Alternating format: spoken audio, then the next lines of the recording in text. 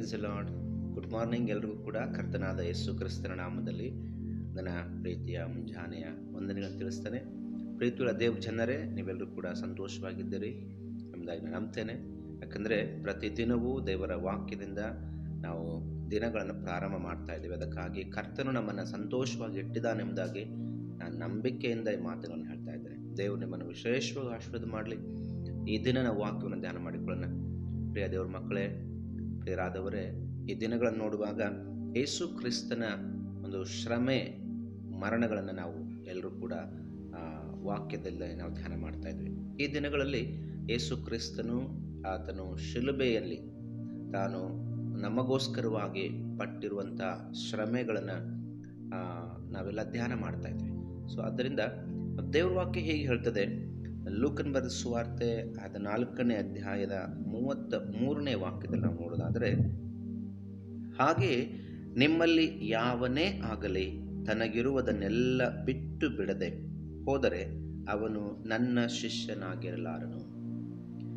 ಯೇಸು ಸ್ವಾಮಿ ಶಿಷ್ಯರ ವಿಷಯದಲ್ಲಿ ಹೇಳುವಂಥ ಒಂದು ಮಾತು ಏನಂದರೆ, ನಿಮ್ಮಲ್ಲಿ ಯಾವನೇ ಆಗಲಿ, ಈ ವಾಕ್ಯವನ್ನು ಕೇಳಿಸ್ಕೊಳ್ಳುವಂಥವರು ಯಾರೇ ಆಗಲಿ, ಅವರಿಗೆ ದೇವ್ರ ವಾಕ್ಯ ಹೇಳ್ತದೆ, ತನಗಿರುವುದನ್ನೆಲ್ಲ ಬಿಟ್ಟು ಬಿಡದೆ ಹೋದರೆ, ನಮಗಿರುವುದನ್ನು ನಾವು ಬಿಟ್ಟು ಬಿಡದೆ ಹೋದರೆ ನಾವು ಯೇಸು ಸ್ವಾಮಿಗೆ ಶಿಷ್ಯರಾಗಲಿಕ್ಕೆ ಸಾಧ್ಯವಿಲ್ಲ. ಯೇಸು ಕ್ರಿಸ್ತನಿಗೆ ನಾವು ಶಿಷ್ಯರಾಗಬೇಕಾದ್ರೆ, ಯೇಸು ಕ್ರಿಸ್ತನಿಗೆ ನಾವು ಮಕ್ಕಳಾಗಬೇಕಾದ್ರೆ ನಮಗಿರುವುದನ್ನೆಲ್ಲವನ್ನು ನಾವು ಬಿಟ್ಟುಬಿಡಬೇಕು. ಏನು ಬಿಟ್ಟುಬಿಡಬೇಕು? ಯಾವುದನ್ನು ಬಿಟ್ಟುಬಿಡಬೇಕು? ಯಾವ ಸಂಗತಿಯನ್ನು ನಾವು ಹಿಡ್ಕೊಳ್ಬೇಕು? ಯಾವ ಸಂಗತಿಯನ್ನು ನಾವು ಹಿಂಬಾಲಿಸಬೇಕು ಎನ್ನುವುದನ್ನು ನೋಡೋದಾದರೆ ಬಹಳ ಸಂಗತಿಗಳಿದೆ. ಬಹಳ ಸಂಗತಿಗಳನ್ನು ಶಿಷ್ಯರಾಗಲು ಬಯಸುವವರು, ದೇವರ ಮಕ್ಕಳಾಗುವವರು ಬಯಸುವವರು ಬಿಡಬೇಕಾಗಿದೆ. ಲೋಕದ ಕಾರ್ಯಗಳಲ್ಲಿ, ಲೋಕದ ಸಂಗತಿಗಳಲ್ಲಿ ನಾವು ನೋಡುವಾಗ, ಪ್ರಿಯ ದೇವ್ರ ಮಕ್ಕಳೇ, ಲೋಕಕ್ಕೆ ಅಂಟಿಕೊಂಡು ನಾವು ಜೀವಿತವನ್ನು ಜೀವಿಸಬಾರ್ದು. ಲೋಕದ ಕೆಲಸ ಕಾರ್ಯಗಳಲ್ಲಿ ನಮ್ಮ ಮನಸ್ಸಿಡಬಾರ್ದು. ಅನೇಕ ಸಂಗತಿಗಳಿದೆ. ಈ ವಿಷಯ ಬಹಳ ವಿಸ್ತಾರವಾದದ್ದು. ಸೊ ಆದರೂ ಕೂಡ ಇವತ್ತು ನಾವು ಸ್ವಲ್ಪ ಕ್ಲುಪ್ತವಾಗಿ ಧ್ಯಾನ ಮಾಡಿಕೊಳ್ಳೋಣ. ದೇವರು ಯೇಸು ಸ್ವಾಮಿ ತಾನೇ ಹೇಳ್ತಾರೆ, ತನಗಿರುವುದನ್ನೆಲ್ಲ ಬಿಟ್ಟು ಬಿಡಬೇಕು. ಅದೇನೇ ಆಗಿರಲಿ, ಗರ್ವ ಆಗಿರ್ಬೋದು, ಅಹಂಕಾರ ಆಗಿರ್ಬೋದು, ಐಶ್ವರ್ಯ ಇದೆ ಅಂತ ಹೇಳ್ಕೊಂಡು ತೋರಿಸ್ಕೊಳ್ಳೋದಾಗಿರ್ಬೋದು, ಅಥವಾ ಜ್ಞಾನ, ಪದವಿ, ಸೌಂದರ್ಯ, ಏನೇ ಆಗಲಿ ಎಲ್ಲವನ್ನ ಬಿಟ್ಟು ಬರಿದು ಮಾಡಿಕೊಂಡು ಬಂದು ನಾವು ದೇವರನ್ನ ಹಿಂಬಾಲಿಸಬೇಕು. ಹಾಗೆ ಅದಕ್ಕೆ ಅನುಗುಣವಾಗಿ ಇನ್ನೊಂದು ಮಾತು ಹೀಗೆ ಹೇಳ್ತಾರೆ ದೇವರ ವಾಕ್ಯದಲ್ಲಿ.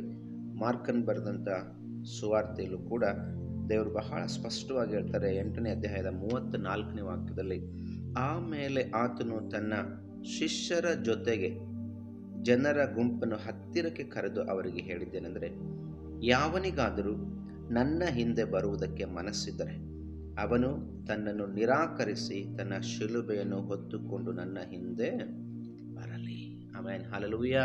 ಪ್ರಿಯ ದೇವ್ರ ಮಕ್ಕಳೇ, ಯಾರಿಗಾದರೂ ಯೇಸು ಸ್ವಾಮಿಯನ್ನು ಹಿಂಬಾಲಿಸಬೇಕು ಅನ್ನುವಂಥ ಮನಸ್ಸಿದ್ರೆ, ಯೇಸು ಸ್ವಾಮಿ ಜನರನ್ನು ಹತ್ತಿರಕ್ಕೆ ಕರೆದು ಹೇಳ್ತಾರೆ, ನಿಮಗೆ ಯಾರಿಗೇ ಆಗಲಿ ನನ್ನ ಹಿಂದೆ ಬರಬೇಕಾದ್ರೆ ಮನಸ್ಸಿದ್ರೆ ತನ್ನನ್ನು ತಾನು ನಿರಾಕರಿಸಿ ತನ್ನ ಶಿಲುಬೆಯನ್ನು ತಾನೇ ಹೊತ್ತುಕೊಂಡು ನನ್ನ ಹಿಂದೆ ಬರಲಿ. ನೋಡಿ, ಅವರವರ ಶಿಲುಬೆಯನ್ನು ಅವರೇ ಹೊತ್ತುಕೊಂಡು, ಅವರವರ ಕಷ್ಟ, ಭಾರ, ಶಿಲುಬೆ ಅಂತ ಹೇಳುವಾಗ ಕಷ್ಟ, ಶಿಲುಬೆ ಅಂತ ಹೇಳುವಾಗ ಭಾರ. ಪ್ರೇರೆ, ಶಿಲುಬೆ ಅಷ್ಟು ಸುಲಭವಾದದ್ದಲ್ಲ.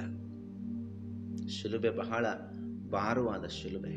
ಅದನ್ನು ಕಷ್ಟ, ಸಂಕಟಗಳಿಗೆ ಹೋಲಿಕೆ ಮಾಡ್ತಾರೆ.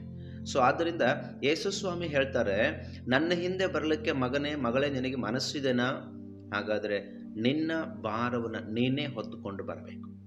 ನಿನ್ನ ಭಾರವನ್ನು, ನಿನ್ನ ಕಷ್ಟವನ್ನು, ನಿನ್ನ ದುಃಖವನ್ನು ನೀನೇ ಹೊತ್ತುಕೊಂಡು ಬರಬೇಕು. ಯಾಕೆ ಕಷ್ಟವನ್ನು ಅಥವಾ ಬಾಧೆಯನ್ನು ನೀನೇ ಹೊತ್ಕೊಂಡು ಬರಲಿಕ್ಕೆ ಹೇಳ್ತಾರೆ ಅಂತ ಹೇಳಿದ್ರೆ, ಪ್ರಿಯ ದೇವ್ರ ಮಕ್ಕಳೇ, ಸೇವೆ ಅನ್ನುವಂಥದ್ದು ನಾವು ಸಹಿಸಿಕೊಳ್ಳುವಂಥದ್ದು. ಯೇಸು ಕ್ರಿಸ್ತನನ್ನು ಹಿಂಬಾಲಿಸುವಂಥದ್ದು ನಮ್ಮನ್ನು ನಾವು ಸಹಿಸಿಕೊಳ್ಳುವಂಥದ್ದು. ಭಕ್ತರಲ್ಲಿ ಅನೇಕರನ್ನ ನಾವು ನೋಡಿದ್ದೇವೆ. ನಾವು ಅನೇಕ ಭಕ್ತರನ್ನು ನೋಡಿದ್ದೇವೆ. ತಮಗಾಗಿ ಯಾವುದನ್ನೂ ಮಾಡಿಕೊಳ್ಳದೆ, ತಮ್ಮ ಜೀವಿತಕ್ಕಾಗಿ, ಕುಟುಂಬಕ್ಕಾಗಿ ಯಾವುದನ್ನೂ ಕೂಡ ಇಟ್ಟುಕೊಳ್ಳದೆ, ತಮ್ಮದೆಲ್ಲವನ್ನ ಸೇವೆಗಾಗಿ ಕೊಟ್ಟಿರುವವರನ್ನು ಅನೇಕರನ್ನ ನಾನು ನೋಡಿದ್ದೇನೆ. ಹಾಗೂ ಅವರ ತ್ಯಾಗ, ಅವರ ಕಷ್ಟ ಸಂಕಟವನ್ನು ತಾವೇ ಹೊತ್ತುಕೊಂಡು ಯೇಸು ಕ್ರಿಸ್ತನನ್ನು ಹಿಂಬಾಲಿಸಿರುವಂಥ ಅನೇಕರು ಇವತ್ತು ಚರಿತ್ರೆಯಲ್ಲಿ ತಮ್ಮ ಹೆಸರನ್ನು ಗುರುತಿಸಿಕೊಂಡಿದ್ದಾರೆ. ಪ್ರಿಯ ದೇವ್ರ ಮಕ್ಕಳೇ, ಹಾಗೆ ಹೇಳ್ತಾ ಹೋದರೆ ತುಂಬ ಸೇವಕರುಗಳಿದ್ದಾರೆ. ತಮ್ಮ ಸೇವಾ ಅನುಭವಗಳಲ್ಲಿ, ಸೇವಾ ಜೀವಿತದಲ್ಲಿ ತಮ್ಮನ್ನೇ ತಾವು ತ್ಯಾಗ ಮಾಡಿ ಸೇವೆಯನ್ನು ಮಾಡಿದ್ದಾರೆ. ಅವರ ಹೆಸರುಗಳು ಇವತ್ತೂ ಕೂಡ ನಾವು ಚರಿತ್ರೆಯಲ್ಲಿ ಓದ್ತಾ ಇದ್ದೇವೆ. ಯಾಕೆ ಅವರ ಹೆಸರುಗಳು ಚರಿತ್ರೆಯಲ್ಲಿ ಬರೆದಿದೆ ಅಂತ ಹೇಳಿದ್ರೆ, ಅವರು ಮಾಡಿರುವ ತ್ಯಾಗ, ಅವರು ಕ್ರಿಸ್ತನನ್ನು ಹಿಂಬಾಲಿಸಿರುವ ರೀತಿ ಇವತ್ತು ನೋಡುವಾಗ ಅನೇಕರು ನಮ್ಮ ಕಣ್ಮುಂದೆ ಇದ್ದಾರೆ. ಹಾಗಾದರೆ ಪ್ರಿಯ ಸಹೋದರನೇ ಸಹೋದರಿ, ಮುಂಜಾನೆಯಲ್ಲಿ ವಾಕ್ಯವನ್ನು ಧ್ಯಾನ ಮಾಡುವಂಥ ನನ್ನಲ್ಲೂ ನಿನ್ನಲ್ಲೂ ಕೂಡ ಪವಿತ್ರಾತ್ಮನು ಮಾತನಾಡ್ತಾ ಇದ್ದಾರೆ. ಇವತ್ತು ನಾವು ಯೇಸು ಸ್ವಾಮಿಯನ್ನು ಹಿಂಬಾಲಿಸ್ತಾ ಇದ್ದೇವೆ. ಹಾಗಾದರೆ ನಾವು ಕೂಡ ಇವತ್ತು ನಮ್ಮ ಶಿಲುಬೆ ನಾವು ಹೊತ್ತುಕೊಂಡು ಹೋಗೋದಾದರೆ, ನೋಡಿ, ನಮಗಾಗಿ ಯೇಸು ಕ್ರಿಸ್ತನು ಶಿಲುಬೆನ ಹೊತ್ತಿದ್ದಾನೆ. ಈ ದಿನಗಳಲ್ಲಿ ನಾವು ಧ್ಯಾನ ಮಾಡ್ತಾ ಇದ್ದೇವೆ ಕ್ರಿಸ್ತನ ಶ್ರಮೆ ಎಂದು ಮರಣಗಳನ್ನು. ನೋಡಿ, ಆತನು ನಮಗೋಸ್ಕರವಾಗಿ ಇಷ್ಟೆಲ್ಲ ಪ್ರಯಾಸ ಪಟ್ಟಿದ್ದಾನೆ. ಆತನು ನಮಗೋಸ್ಕರವಾಗಿ ಶಿಲುಬೆನ ಹೊತ್ತುಕೊಂಡಿದ್ದಾನೆ. ಯಾವ ಪಾಪವನ್ನೂ ಮಾಡದೆ ಆತನು ಪಾಪಿಯ ಸ್ಥಾನಕ್ಕೆ ಏರಿದ್ದಾನೆ. ಹಾಗಾದರೆ ಇದನ್ನೆಲ್ಲ ನೋಡುವಾಗ ನಾವು ಕೂಡ ಆತನನ್ನು ಹಿಂಬಾಲಿಸುವರಾಗಿದ್ದೇವೆ. ನಮ್ಮ ಶಿಲುಬೆನ ನಾವೇ ಹೊತ್ತುಕೊಂಡು ಆತನ ಹಿಂದೆ ನಡೆಯಬೇಕಾಗಿದೆ. ಪ್ರತಿಯೊಬ್ಬರು ಜನರೇ, ಹಾಗಾದರೆ ಈ ವಾಕ್ಯವನ್ನು ಧ್ಯಾನ ಮಾಡುವಂಥ ನೀವು ಪ್ರತಿಯೊಬ್ಬರು ಕೂಡ ನಿಮ್ಮನ್ನೇ ನೀವು ದೇವರಿಗೆ ಒಪ್ಪಿಸಿಕೊಟ್ಟು, ನಿಮ್ಮನ್ನೇ ನೀವು ನಿರಾಕರಿಸಿ ಆತನ ಹಿಂದೆ ಬನ್ನಿರಿ. ಯಾರೇ ಆಗಲಿ ಆತನ ಶಿಷ್ಯರಾಗಬೇಕಾದ್ರೆ ತಮ್ಮನ್ನು ತಾವು ಎಲ್ಲವನ್ನ ಬಿಟ್ಟು ತನ್ನ ಶಿಲುಬೆನ ಹೊತ್ತುಕೊಂಡು ಆತನ ಹಿಂದೆ ಬರಬೇಕೆಂಬುದಾಗಿ ಯೇಸು ಸ್ವಾಮಿ ಹೇಳಿದ್ದಾನೆ. ಹಾಗಾಗುವಂತೆ ಕರ್ತನು ಈ ವಾಕ್ಯಗಳ ಮೂಲಕವಾಗಿ ನಿಮ್ಮನ್ನು ಆಶೀರ್ವಾದ ಮಾಡಲಿ. ಕಣ್ಣುಗಳು ಮುಚ್ಚಿ ನಾವು ಪ್ರಾರ್ಥನೆ ಮಾಡಿಕೊಳ್ಳೋಣ. ನಮ್ಮನ್ನು ಬಹಳವಾಗಿ ಪ್ರೀತಿ ಮಾಡಿದ ಪರಲೋಕ ದೇವರೇ, ಒಳ್ಳೆಯ ಸಮಯಕ್ಕಾಗಿ ಸ್ತೋತ್ರ. ಕರ್ತನೇ, ಈ ಮುಂಜಾನೆಯಲ್ಲಿ ನಿನ್ನ ವಾಕ್ಯವನ್ನು ಧ್ಯಾನ ಮಾಡಿದ್ದೇವೆ. ಈ ದಿನಗಳನ್ನು ನಾವು ನೋಡ್ತಾ ಇದ್ದೇವೆ ಸ್ವಾಮಿ.